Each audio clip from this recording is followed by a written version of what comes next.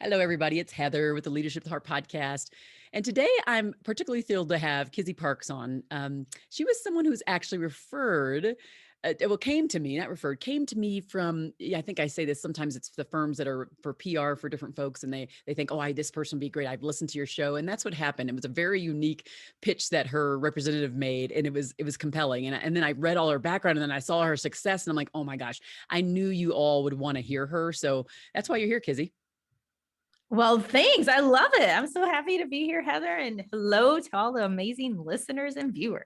Yay. Okay. So let everybody know what's your leadership journey? What have you been up to? Oh my goodness. A lot. I've number one, evolved as a leader. I was not so good of a leader. I was pretty bad. I had a lot of charisma and passion, but I was a really horrible leader, and I would lead from a place of less than and scarcity. And I was very transactional.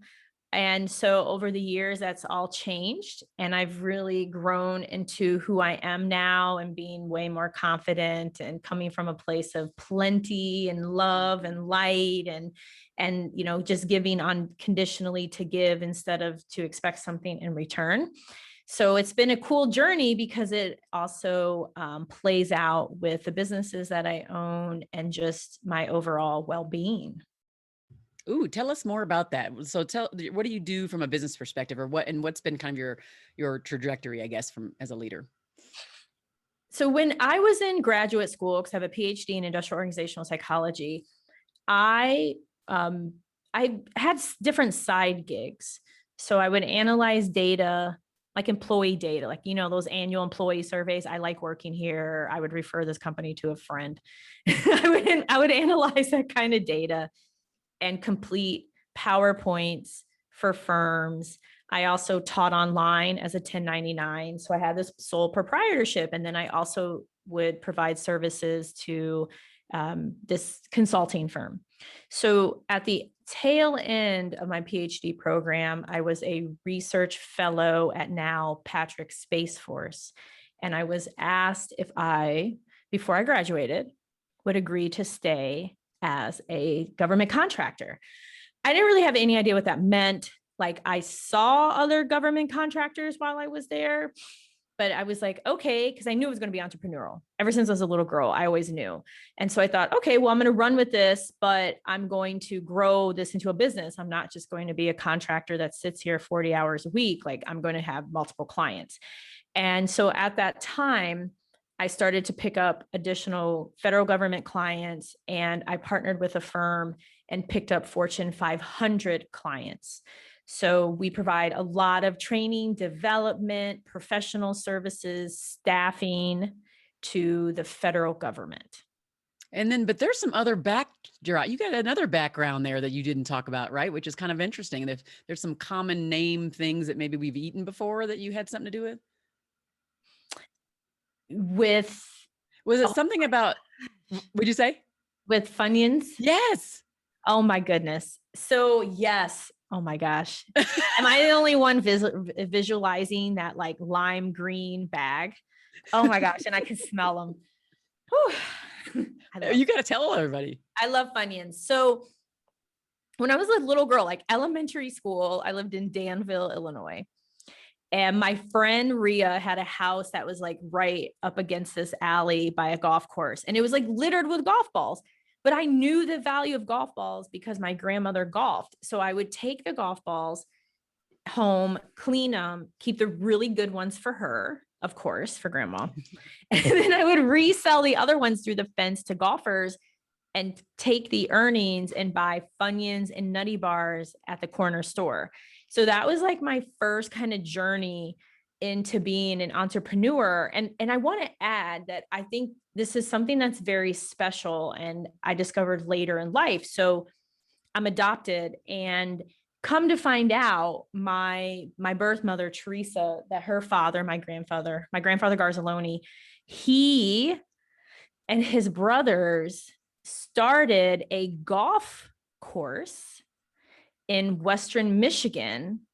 And my grandfather was the architect of the actual holes and the course. And behind the house where my mother grew up, my birth mother, he had dug out like a little putting area. And so she showed it to me and I was just like, wow, isn't that crazy? Oh my gosh. How like things like, oh, what was that? Like, I don't know, a fate? I don't know what that was I know, about. That's weird. yeah. So it's so wild, and that golf course is still there today. My family no longer owns it, but it's still there in the kind of Muskegon area. I just love I always like the backstories to some of this stuff because it's just so interesting. And I'd love to know if, now that you are, as successful as you are and you have, I think like 50 employees, what would they say about your leadership style? How would they define you as a leader? Uh, okay. I laugh because, okay. I laugh because it would depend on when they joined, right? I would say that, especially the new ones, honestly, they may not know me because, I'm not involved in my firms as much. So I think they would say I'm nice, I'm generous, and I empower them. And I would say that the employees who know me would say that, I'm super kind, I'm very caring, I'm there to make their life easier, I'm there to make the client's life easier, that I'm there to empower them, that I trust them, that they know that I'm, have full faith in everything that they do. I would say that would probably be it. Now, you may have some of those that have been with me for a long time that might be a little mad. And I'll explain why, because, I get it, because remember, I led from scarcity initially. So when you leave from scarcity, it's like, what can I do to keep you? What? And so they don't get that anymore. So like really, really high touch kind of thing. Like we were just like, oh, you high felt touch, bonus, whatever you wanted, you would get like, and so that's been taken away. So I would say there's probably a couple that are a little pissed off at me. and so why, why would it be? I'm curious to know that when you say it was taken away. Tell me what you mean. Like, did they gain something in the process too? I'm just curious to know. Yeah, because if somebody, when you sense it, right? You sense when somebody's leading or coming from scarcity. And if you're that kind of person who's like, oh, I'm going to get mine. Well, when the person no longer gives to you, then it's like, well, wait a minute. Why am I not getting from you anymore? You keep giving to me. Mm-hmm. Why aren't you giving to me? Why are you changing? You've changed. And then it's like, And that's like monetary, mostly like a monetary situation. I mean, monetary information, just the nature of the relationship, where it maybe seem more cordial, and it's all changed now. Plus I was so different. Like I'm way now different. I own like 5 different companies. So I'm just so different. So, but I respect that and I honor that. Mm-hmm. I honor that part of my journey and I understand where they're coming from.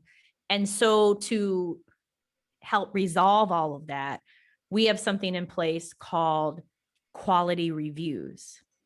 And so everyone on my team, they are evaluated by a senior team member based on different dimensions. And that's how compensation is awarded. So there's different things that they have to do. They're all different. And so that's really helped, because if your quality, you're not doing what you need to do on the quality review, then you're not going to get anything like bonuses or whatever it is. Yeah, I see what you mean. Yeah, right. So it's like a pay for performance kind of model, but and you have a kind of a cadence set up. And I'm assuming how you have it is that when you said 5 different companies, I'm assuming those leads act kind of in your capacity. That's why most people maybe don't know you as much, because you're almost like now at this point you're kind of more ghost. So you're in the background, almost like a silent in a way, and then they're actively working it. Correct. I still work on business development, but I'm putting 100% into my new endeavor, GovCon Winners, where I help service-based small businesses learn how to win profitable contracts. So as a result of that, I may attend capability briefs, things of that nature, but I'm really not involved in anything day to day with my company. Nice. That's a nice position to be in too. But I know when you had to be there, and so now, like looking back, I know you said like, oh, I wasn't so great. I was like definitely coming from scarcity, and now it's way different, plenty and what's available and all those things. but I'm just curious if there are any other kind of things that you reflect on. So this might be a good time just to ask. So, was there a time in your journey, maybe before you kind of transitioned to this more silent partner in a way, or, silent owner, where you weren't like the best version, where you can remember right now, you're like, ooh, I really messed up here. And what was the epiphany? And then what did you do to kind of come out of it? Can you think of like a story where it's just like, oh my gosh, yeah, I know exactly what you're talking about. There's several. So one,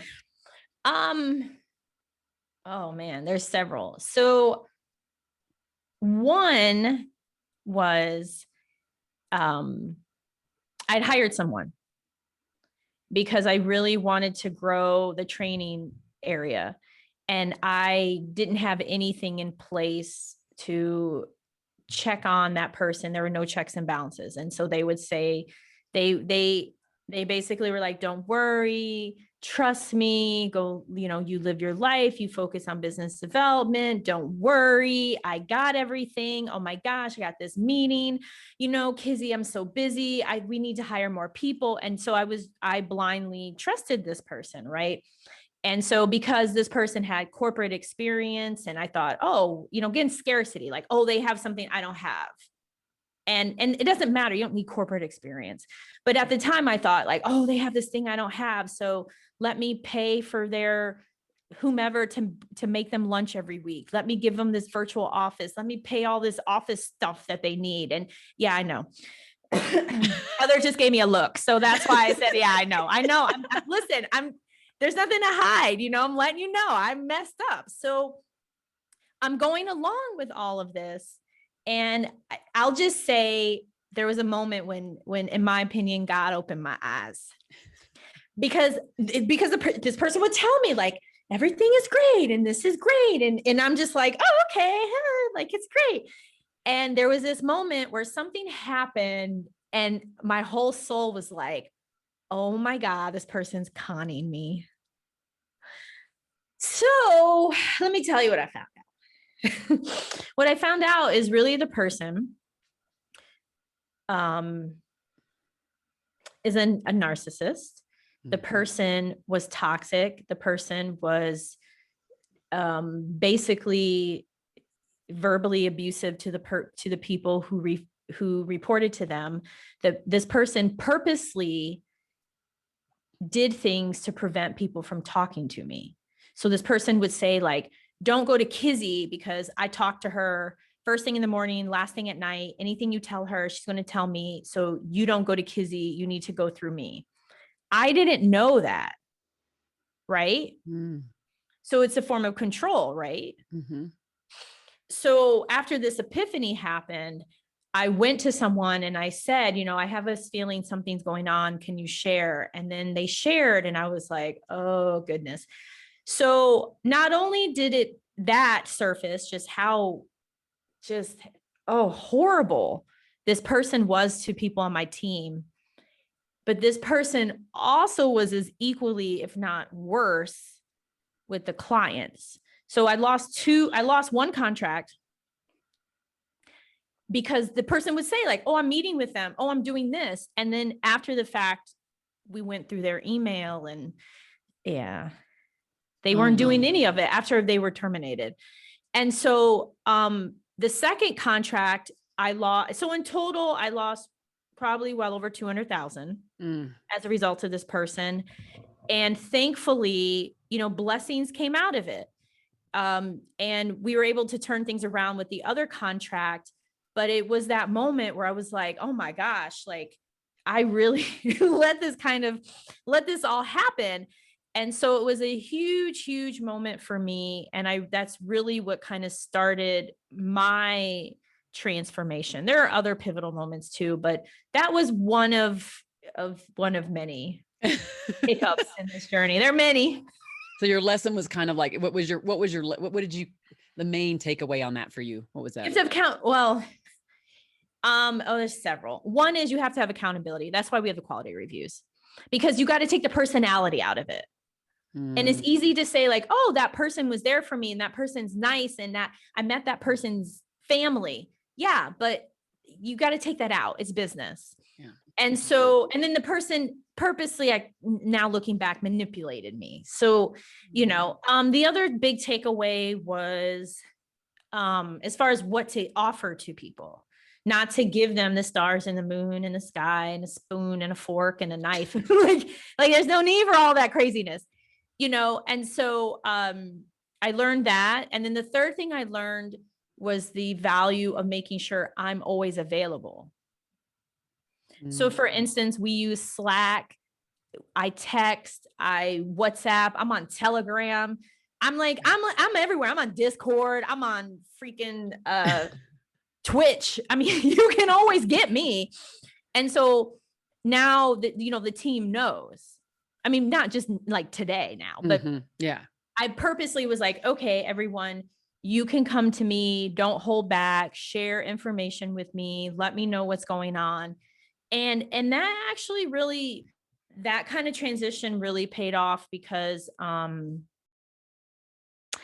want to get into all of it, but I'll just say that as a result, and it shows that what I did started to work quickly.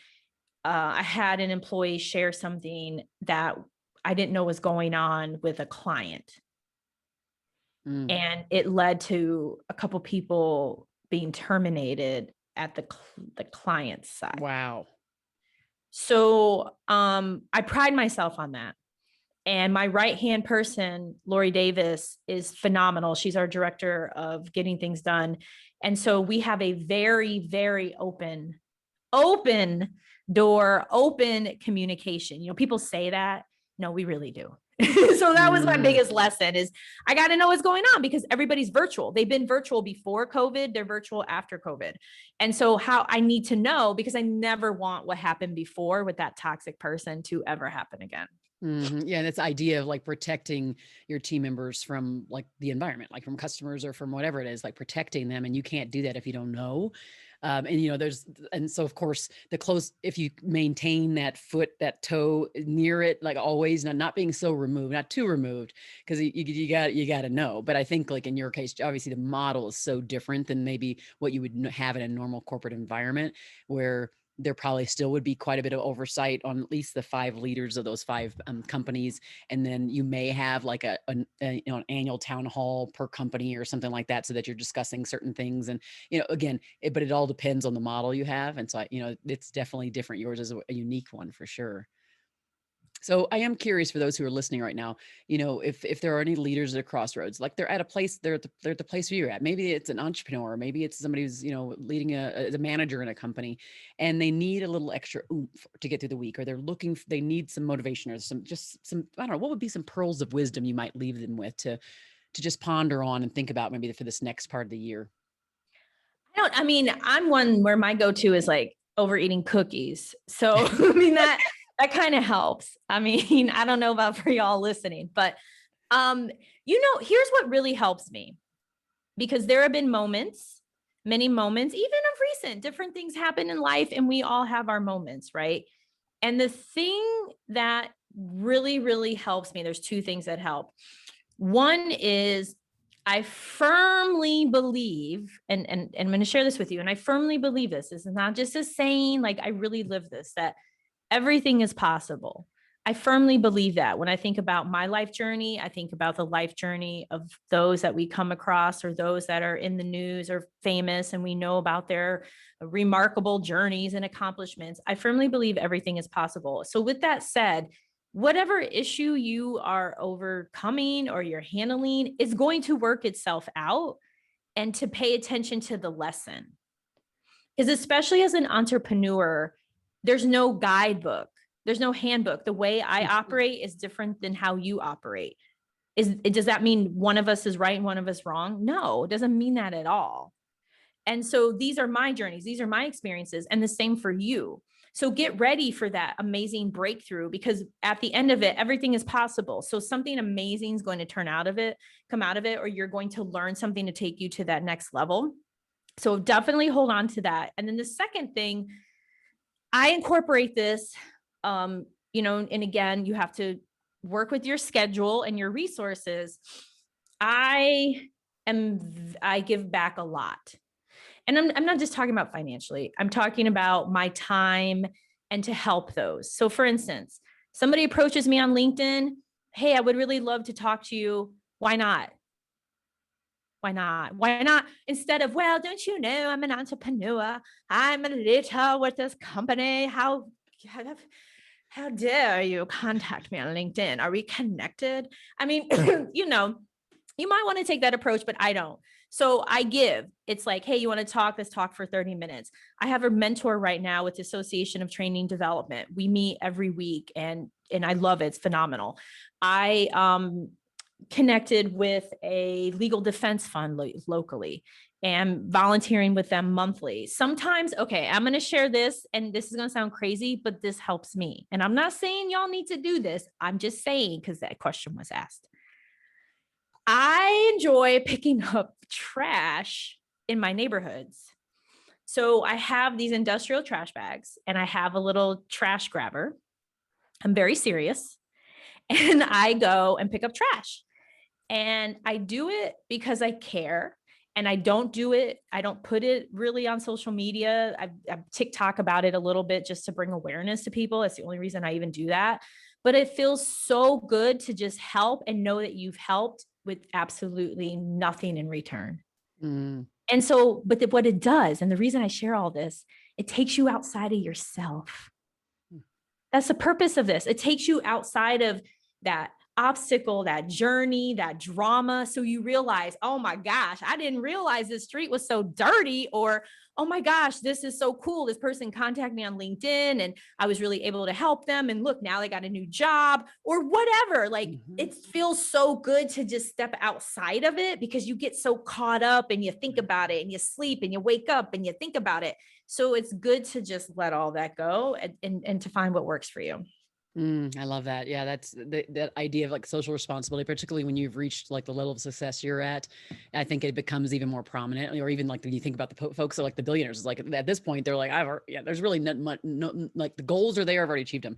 Now it's like, what can I do to have a legacy? What can I do to give back? And I think that's important for us to start even where we're at in our own shoes, even if we are just starting off. Like, how do we do that? And how do we kind of get ourselves out of our own shoes, our own chaos, and start to give. And I think there's a lot of, there's so much data out there related to this idea of giving or philanthropic work and what it does for us also. So what it does for the people that we're helping, and then what it does for us from a, oxytocin, but just like a sense of well-being and the idea that we have something that extends outside of ourselves that gives to the world that's greater and bigger than us. It just makes us feel like we have more meaning. So I love that idea. Thank you. Thanks for sharing that.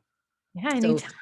Oh my gosh. So for those who are listening right now, if I've gotten a lot of great nuggets and just takeaways from this talk with Kizzy. If you have, please do share it far and wide. This is, this stuff is good stuff. It's significant for leaders, whether you're starting off mid or at the top.